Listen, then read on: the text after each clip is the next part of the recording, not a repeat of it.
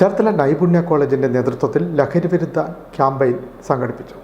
ഹർത്തുങ്കൽ saint George പള്ളി ഹാളിലാണ് ലഹരിവിരുദ്ധ campaign സംഘടിപ്പിച്ചത്. ചേർത്തല നൈപുണ്യ കോളേജ് തീരദേശവാസികളുടെ ഉന്നമനത്തിനായി നടത്തിവരുന്ന സമുദ്ര പദ്ധതിയുടെ ഭാഗമായാണ് മന്ത്ര മോട്ടിവേഷണൽ ക്ലാസ് സംഘടിപ്പിച്ചത്.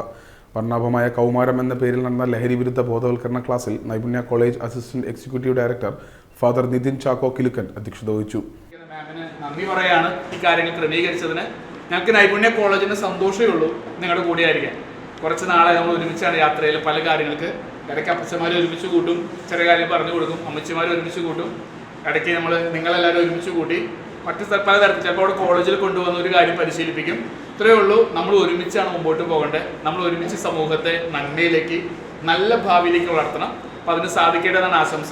നൈപുണ്യ കോളേജിലുള്ള എല്ലാ അധ്യാപകരുടെയും വിദ്യാർത്ഥികളുടെ അവിടെയുള്ള എല്ലാ മാനേജ്മെന്റിന്റെ പേരിൽ നിങ്ങൾക്ക് എല്ലാവർക്കും എല്ലാ ആശംസകളും സ്നേഹവും. തെക്ക് പഞ്ചായത്ത് സ്റ്റാൻഡിംഗ് കമ്മിറ്റി അധ്യക്ഷൻ ടോമി ഏലശ്ശേരി സ്വാഗതം പറഞ്ഞു.